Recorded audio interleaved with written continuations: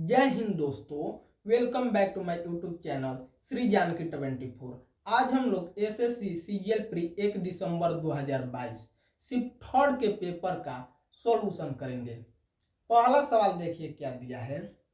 एक निश्चित राशि पर 3 वर्ष के लिए 14% वार्षिक दर से साधारण ब्याज, सामान्य राशि और सामान्य दर पर 5 वर्षों के साधारण ब्याज से 4200 रुपए कम हो। जब प्रिंसिपल कांस्टेंट हो तो टाइम का डिफरेंस इनटू इंटरेस्ट ही अंतर होता है। यानी कि 14 दूनी 28% की फ्रिक्शन वैल्यू 7/25 यूनिट रिप्रेजेंट कर रहा है 4200 को, तो एक यूनिट की वैल्यू कितनी होगी?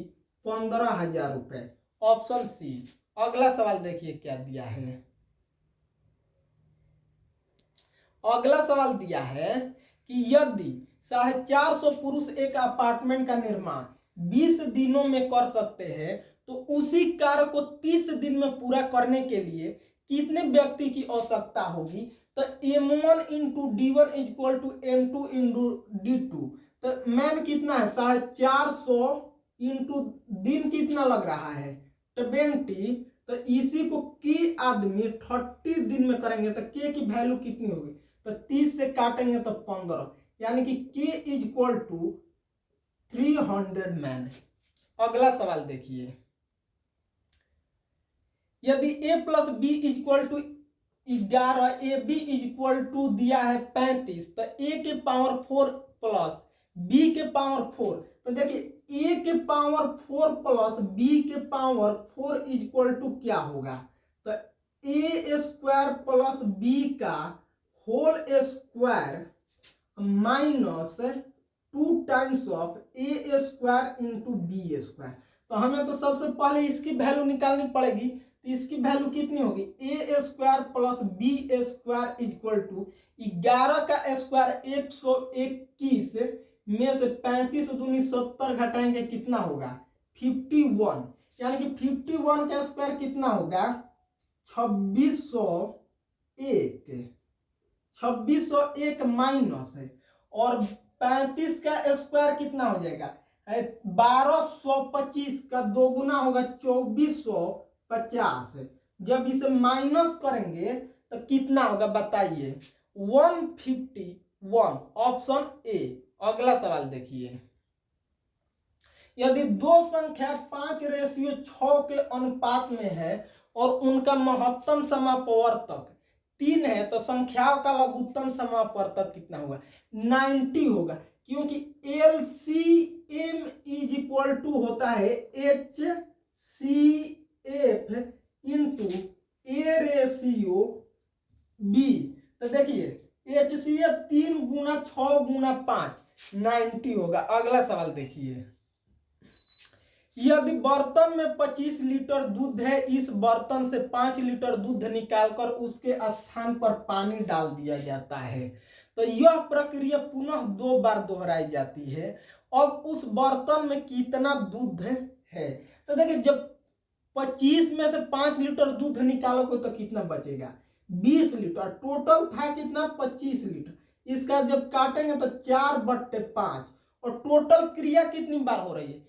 3 बार। तो इसका क्यू कर देंगे। क्यू करेंगे तो कितना होगा? 4 का क्यू 64 और 5 का क्यू 125, और 125 यूनिट रिप्रेजेंट कर रहा है 25 को, तो 64 यूनिट की वैल्यू कितनी होगी? तो 12.8 लीटर। 12.8 लीटर। Option D. अगला सवाल देखिए।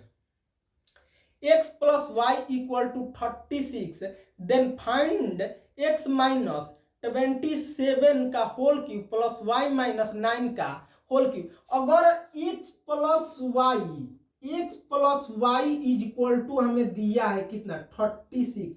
हम x के जगह 27, y के जगह 9 रखेंगे तो क्या 36 नहीं होगा? और जब ये 36 को सेटिस्फाइड करेगा तो 27 में से 27 गया, 0 का क्यूब 0 प्लस 0 का क्यूब 0, यानी कि आंसर 0। अगला सवाल देखिए।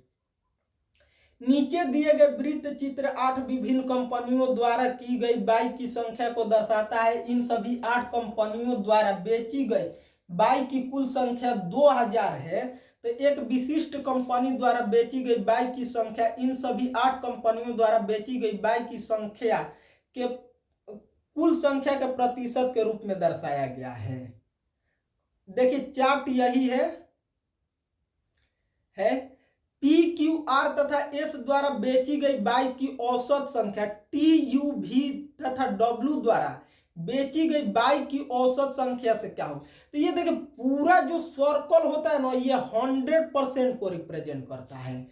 तो 100% की वैल्यू कितना दे रखा है 2000 दिया था 2000। 100% की वैल्यू कितना दिया था 2000। तो 1% की वैल्यू कितनी होगी तो 20 हो जाएगी। और देखिए पी क्यू आर और एस को जब हम लोग ऐड करेंगे तो ये 65% होगा और टी यू वी डब्ल्यू को ऐड करेंगे तो ये कितना होगा 35%, क्योंकि टोटल ऐड होता है 100% का। तो इनका डिफरेंस कितना का है तो 30% का डिफरेंस कितना का 30% का। और 30% का औसत हमें बताना है, औसत अंतर। और 1% का अंतर कितना है 20 की वैल्यू है तो इसकी वैल्यू कितनी होगी इसे करेंगे 5 से यानी 30 5 150। Option A. अगला सवाल देखिए क्या दिया है। नेक्स्ट सवाल है कि आकृति में ए बी बराबर ए डी बराबर 7 सेंटीमीटर है। तो अब देखिए ए बी ये भी 7 है और ए डी ये भी 7 है और ए ई बराबर है ए सी। ये जो है ए ई बराबर है ए सी के और बी सी बराबर कितना दे रखा है 11 सेंटीमीटर। फिगर जो है इसी आकृति का है A B C D E. A B बराबर ए डी ये 7 है ये 7 है ठीक। और कह रहा है कि ए ई जो ये है इसके इक्वल है और सी डी बराबर बी सी बराबर दिया है 11। तो ई डी पूछा के की वैल्यू क्या होगा। तो इसमें देखिए ये त्रिभुज एक समरूप त्रिभुज है तो k by 11 is equal to 7 by 7। तो ये कटेगा k इज इक्वल टू कितना होगा 11। Option C. अगला सवाल देखिए क्या दिया है। अगला सवाल दिया है कि y plus 1 by y is equal to 3।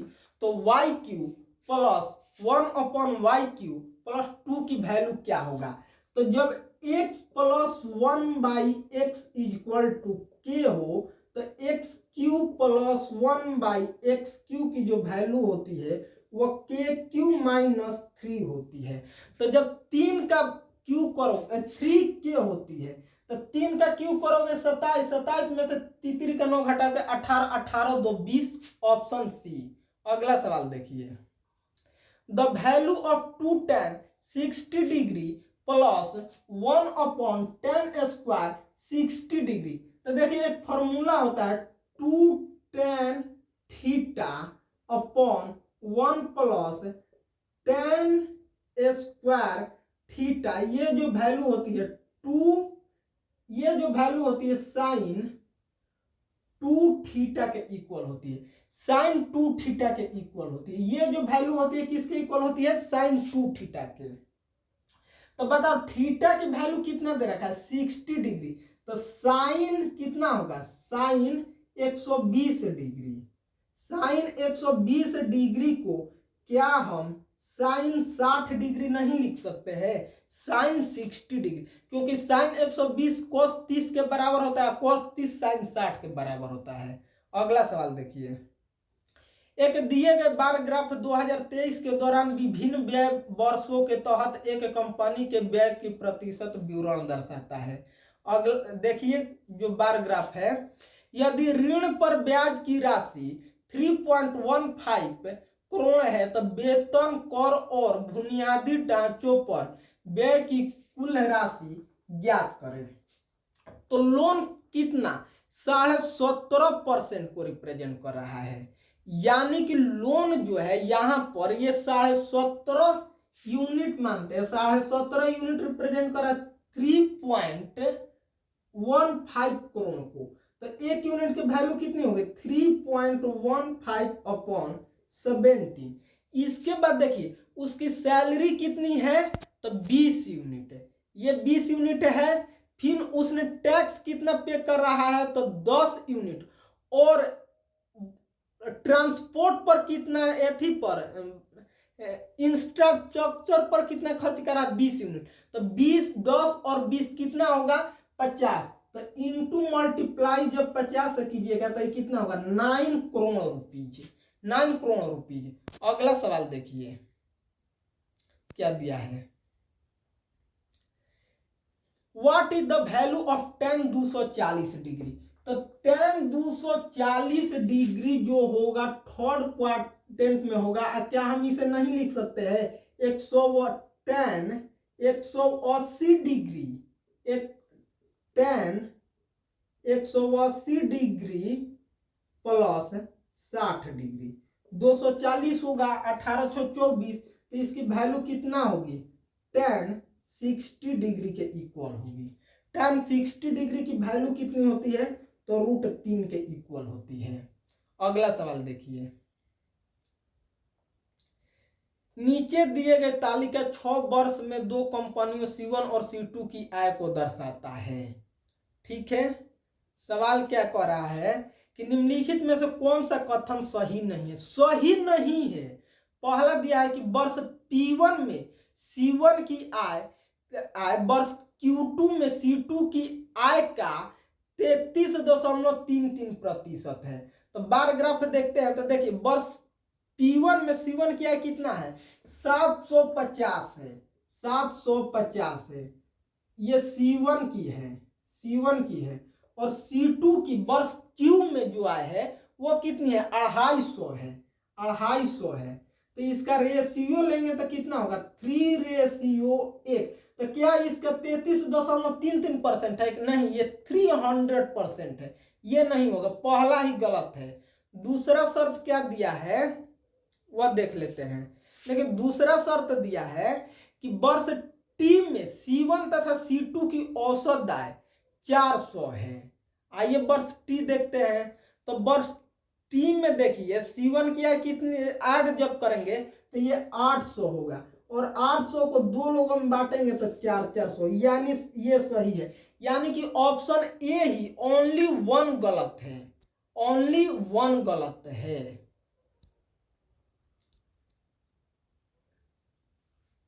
इसका क्या हो जाएगा ओनली ए, ऑप्शन ए होगा। चलिए अगला सवाल देखते हैं।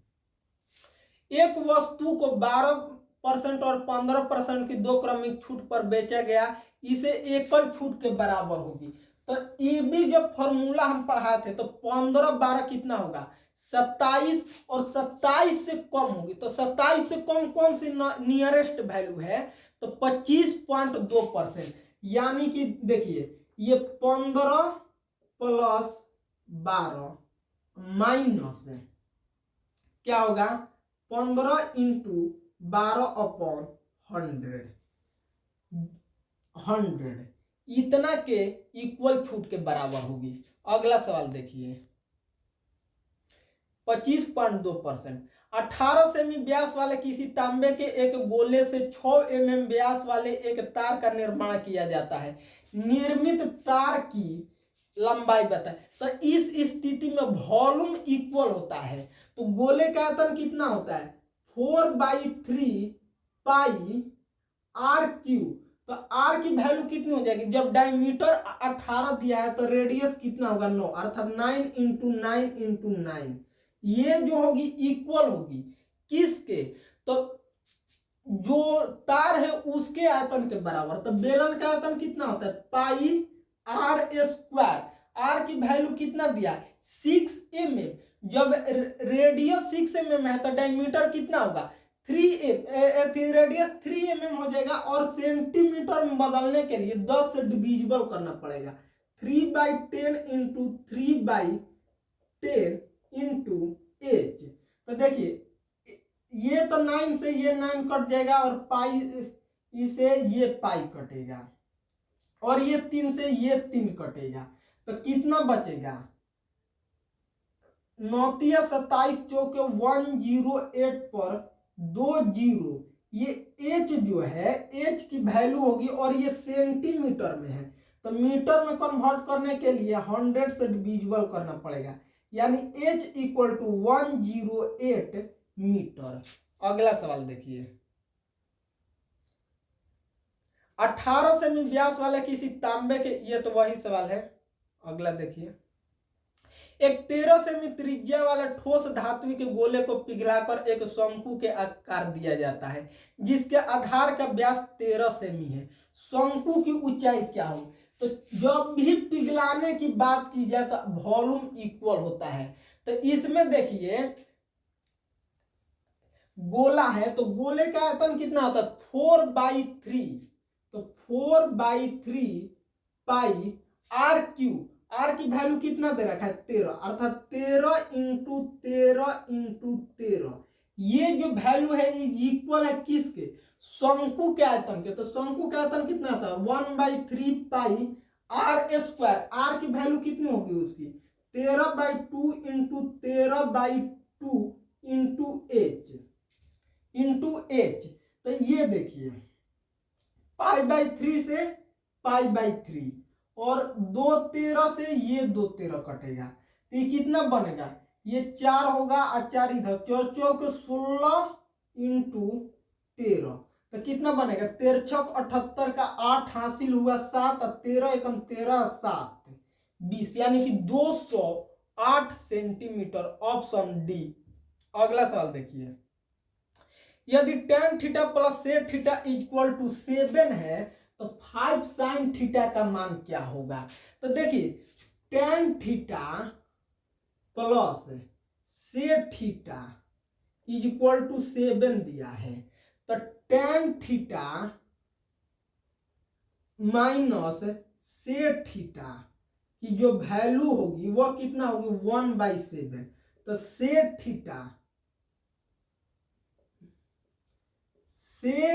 थीटा की जो वैल्यू होती है वह कितना होगी? तो 7 का स्क्वायर प्लस 1/2, अर्थात 49 एक 50/2 कितना होगा? 25। ये कोई ट्रेंगल है जिसका हाइपोटेनियस 25 है, 25, और हाइपोटेनियस 25 ये होगा कितना?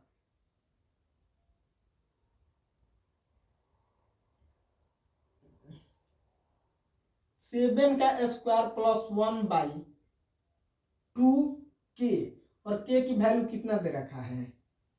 7, यानी कि ये हो गया इतना, बेस हो गया इसका 7, तो ये कितना होगा? 24 होगा। ये 25 दे रखा है, ये 24 होगा, ये 24 होगा।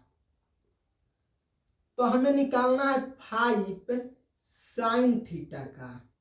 sin थीटा की वैल्यू कितनी होगी? तो 5 गुणे 24/25, इस काटेंगे तो कितना होगा?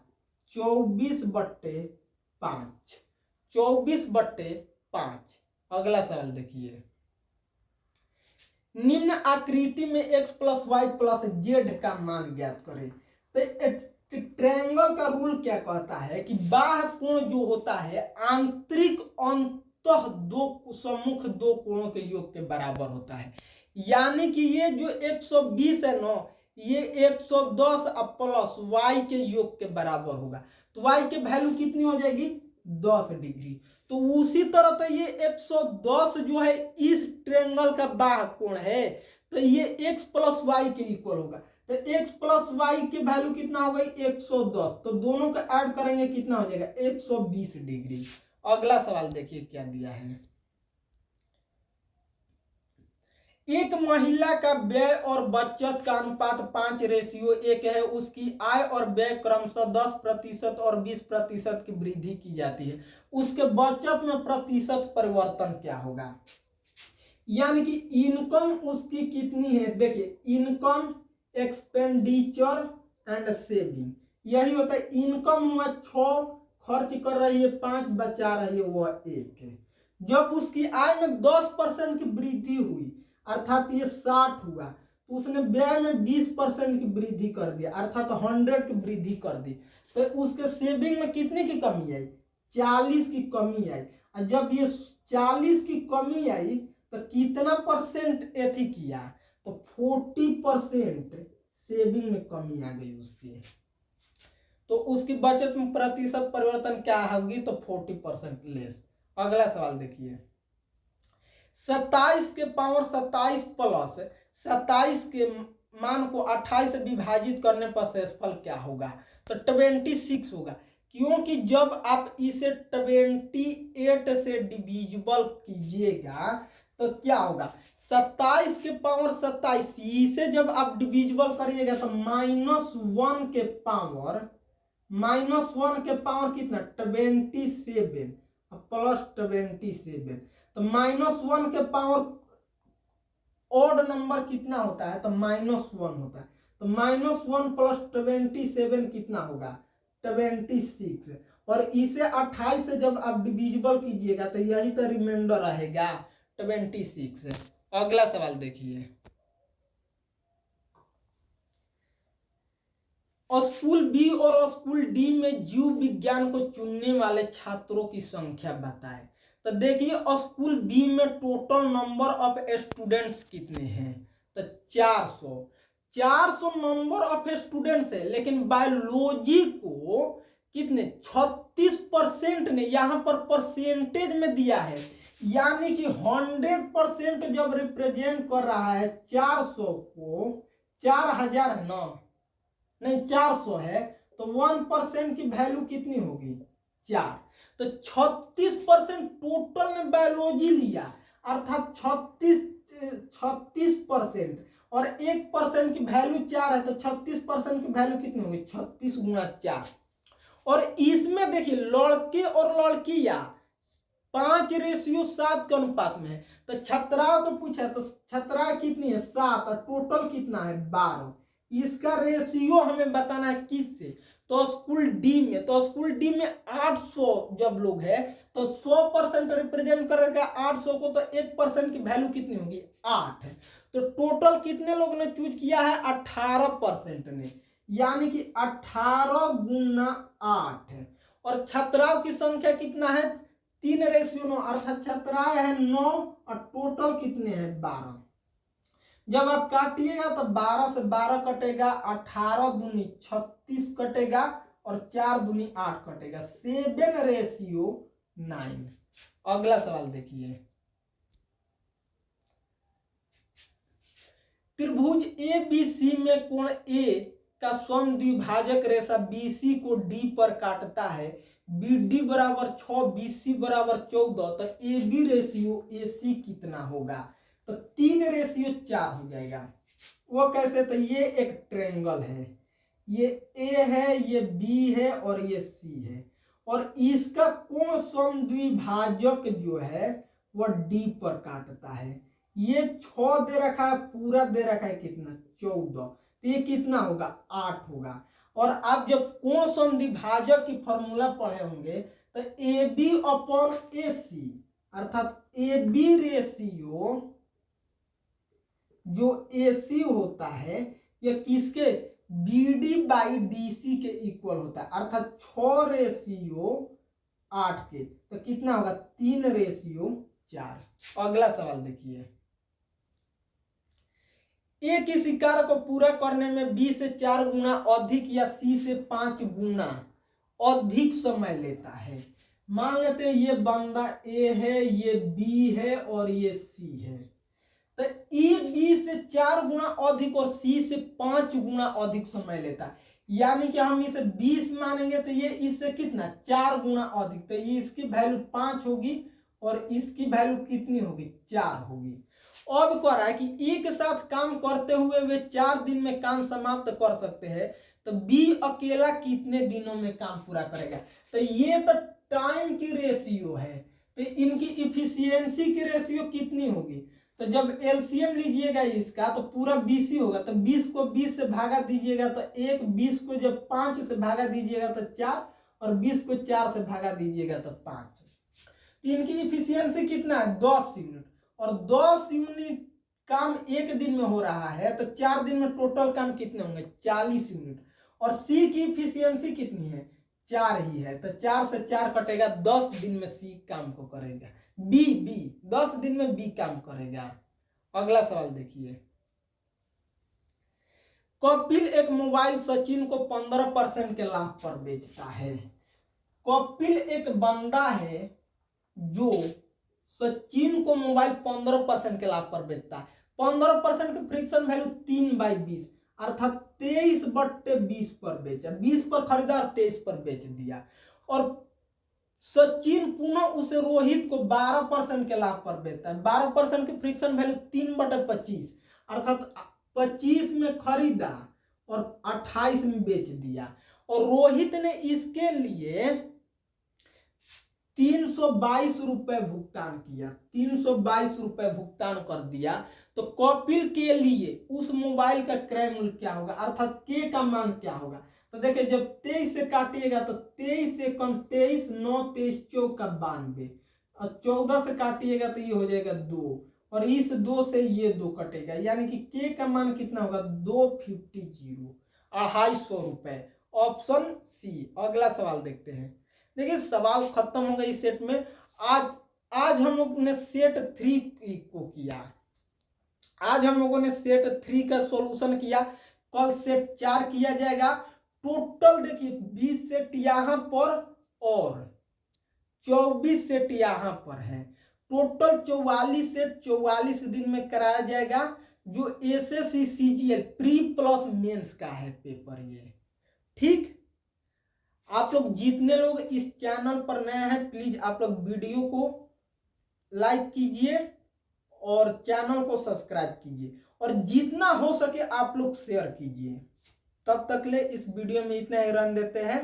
कल हम लोग जो 1 दिसंबर 2022 का शिफ्ट 4 का सॉल्यूशन किया जाएगा। चलिए, इस वीडियो में इतना ही।